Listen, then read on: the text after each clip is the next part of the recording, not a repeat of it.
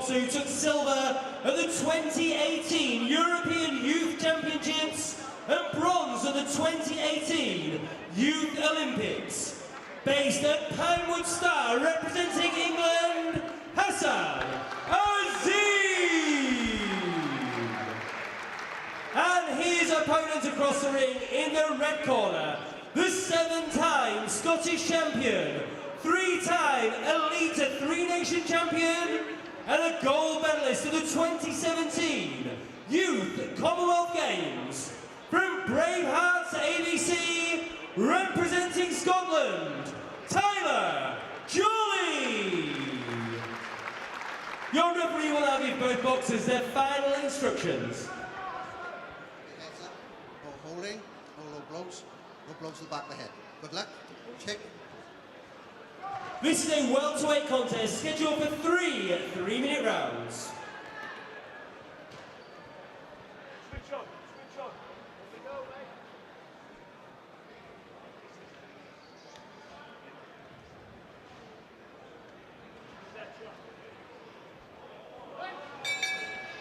So we're underway then. The 69-kilogram welterweight final between boxers representing England and Scotland. The slightly taller boxer wearing blue is Hassan Azim, representing the Pinewood Star Boxing Club. 2018 Youth Olympic bronze medalist. I was commentating on him in that tournament, and he won the bronze in barnstorming fashion, stopping his opponent in the second round after giving him 2 counts in both rounds 1 and 2. His opponent, Tyler Jolly, is also a highly decorated boxer in the youth and schoolboy ranks, culminating with a terrific gold medal win in the Commonwealth Youth Games in Bahamas in 2017. So you can see the pedigree that both of these boxers are bringing to the ring. Highly educated. Look how hard they're having to work for their openings, and to this point, Siobhan, neither boxer finding the range with any success, such as the defensive maneuver on the other side of the fence from the opponent. Yeah, they're both feeling each other out at the moment. You know, it's the first round, and everybody trying to find where they can pick the first shot. So, you know, I expect it to heat up a little bit later in the second round. Had a left-hand success, and then there's another one. The double jab is proving really effective for Azim, because the first one has been off the mark, but on 2 occasions now, the second jab of a 2-jab combination has scored. Counter right hand is a nice shot behind the left jab from Azim. Still looking for the range is Jolly. Yeah, there was some good body shots through there from Jolly, but Azim, you know, no one wants to make a mistake and lose the first round, because you're always playing catch up. So the first round is so important, and that's why the skills of them both, that's why you see it so hard and so competitive, because no one wants to lose. So, minute to go in the opening round. High quality in evidence so far. Azim looking for that left jab, so too Jolly, but both men being made to fall short because of the reactions of their opponent. Looking for that left hook downstairs was Jolly, wasn't too wide of the mark as he stabbed it in just above the belt line. Azim coming forward with a 2-shot salvo, came forward once again. Jolly looking to pick him off with the right hand. Now Jolly onto the front foot, but short with the jab. Yeah, I'd like to see Azim use that jab a little bit more. You know, a couple feints, stepping behind the jab with the right hand. Good left jab from Azim. The right hand that followed it wasn't on the money. Both boxers keeping their composure. None of them have really took control of the center yet, so, you know, it's still 50-50. Counter left hand was a nice shot as he pivoted off to his left. Hassan Azim. And a very skillful opening round where both boxers were made to work hard for their openings. Yeah, for me that was a round that was hard to score, and it just depends on what you like. Both boxers were very nervous, very jittery, and we're trying to make the other one make a mistake, and it's all about that at this level. The first one to make a mistake, and you've got to capitalise on that. But both were doing the best not to make any mistakes. And that's it. It literally comes down to what the judges see. You know, you might see one thing, but the judge on the other side didn't see that. So they've got to come out and make it a little bit more clear and obvious for us to judge. Hassan Azim did land with a couple of eye-catching jabs. Mick Driscoll, the coach, inside the ropes. Stalwart of West Ham for so long, and now the part of the backbone of the England boxing coaching staff. And just look at that gesture clear for all to see. He wants Hassan Azim to be moving in circles, both left and right, around the space of the ring as we begin this second round. Hassan Azim, the boxer wearing blue. Oh, beautiful counter right hand off the back foot. Was a terrific shot from Azim. That's what I want to see more of Azim. He doesn't need to go forward because Jolly's the shorter person and has to close the space down. So if he just flicks out his jab, like you were saying before, and as he comes, just throw a big backhand, whichever way it comes. Yeah, I'd like to see Jolly a little bit more dynamic, you know, a little bit of head movement, a little feint here and a feint there, you know. Get Azim firing and then pick him off after that. Nice movement from the waist from Jolly to cause the jab of Azim to go over his shoulder. Azim's been a busy boxer. Just last Sunday, he won the National Association of Boys and Girls Clubs, the NAGBC tournament. Oh, beautiful boxing off the ropes, but Jolly got through with a good left hook of his own, and now both boxers looking to plant their feet into the canvas and really get some leverage onto their shots. Most ferocious exchange of the contest so far, with just over a minute gone in the second round. But a terrific tournament win for Hassan Azim to take that NAGBC title to add to his burgeoning collection of hardware. Sometimes a fight just needs the one shot to spark it, like we've seen before earlier. It was the big shot that sparked the fight, and that's what it's done in this round.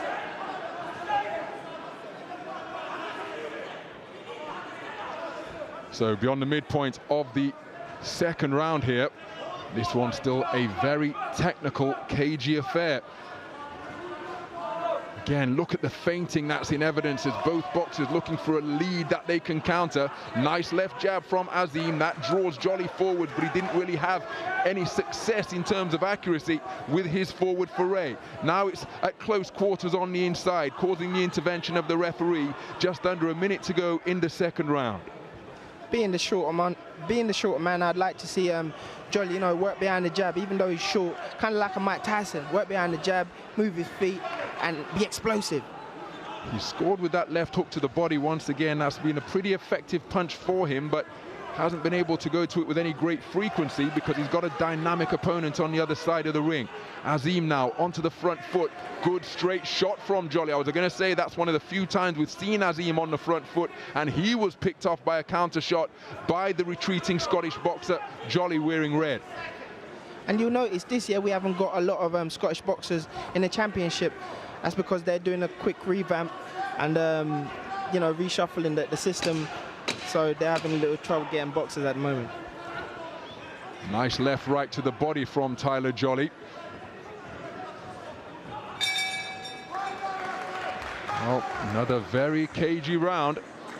It was cagey, but I think Azim, his jab was probably the factor in that round. It was clearer. It was a scoring shot, and it landed more often than Jolly did. So, and you know, in fights like this, when you know there ain't much between it, that's what people look at. It's the most obvious shot. You know, the jab, as they say, a jab can take you around the world.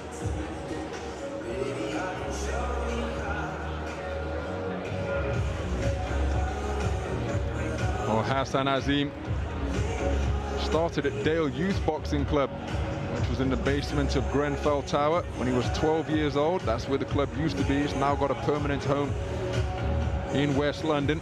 And it was actually his little brother Adam, who's 2 years younger than Hassan, who inspired him to get into the sport. All of his cousins are boxers. His younger brother Adam got into kickboxing, then the conventional style of the noble art. And it was Azim who went to the sport of boxing at the age of 7. It's a big right hand fired to start this third round, and this third and final round starting at an altogether quicker clip by both boxers. Good left jab from Tyler Jolly after making Hassan Azim miss. And that's what I'd like to see. I'd like to see more of that. Lead left hook was fired by Jolly, but he was short of the mark, and Azim's long looping left hook landed.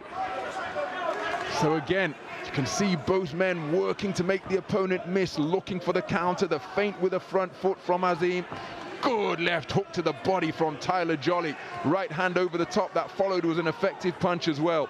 And that left hook to the body has been perhaps the most effective shot in Jolly's wide-ranging arsenal. He is. He's been a little bit unorthodox as well, trying to close the space down quicker, where he's leading with the backhand and finishing on the jab, which is catching Azim.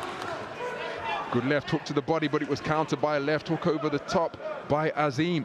Minute gone in the third and final round, where, again, a moment of quality could well be crucial here. It's Azim in rounds 1 and 2 who produced the most eye-catching work. There wasn't a great volume of it, but the most eye-catching incidents generally came from the boxer in blue over the course of the competitive opening 2 rounds.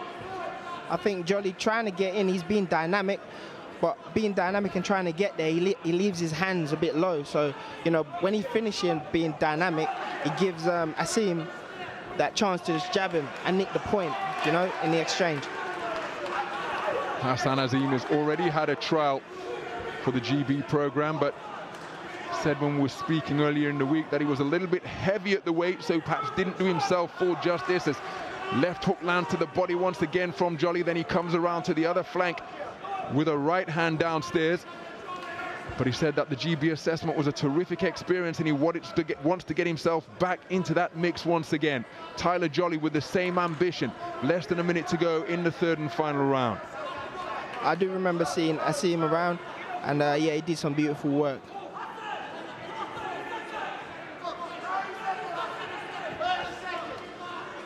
Jolly looking for that left hook to the body once again. Final 30 seconds of the third and final round. Good left-right combination from Azim. Jolly coming forwards, trying to pin Azim to the ropes, but Azim catapults and ties his man up in a clinch.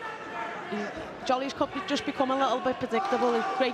Great lead hook to the body there. But he's coming a little bit predictable, doing the same thing, and Azim knows it's coming and he's just ducking underneath and letting it go over his shoulder. Beautiful left-right combination from Hassan Azim on the resumption. 10-second clapper has sounded, and there's the bell. Now a left hook caused Azim to touch down. He's turning his gloves as if to say, you hit me after the bell, but a little bit of a noteworthy incident there. Not counted as a knockdown, but I think it was clear that Hassan Azim touched down, and what was also clear from my vantage point, that he was tagged just before he touched down, but no knockdown scored. We go to the scorecards at the end of a welterweight final of high skill. That could be match deciding, because for me, that was a legal shot. And he did touch down on the floor, which technically makes it a knockdown, but the referee hasn't seen it and hasn't judged it. So that, for me, could sway the bout either way, because that's automatically a 10-8 round, which means you have to win 2 rounds. So. Exactly that. You know, and in the book it says, you know, protect yourself at all times. So, Phil Seymour up in the ring. Let's get the verdict at the conclusion of that welterweight final. Ladies and gentlemen, first of all, can you please show your appreciation for both boxers? After 3 rounds of action, we go to our judges' scorecards. We have a 3-2 split decision in favour of your winner. In the red corner, representing Scotland, and it's Tyler Jolly of Scotland, who is the 69-kilogram welterweight champion here at the British Championships. A 3-2 split in favour of Tyler Jolly, the 27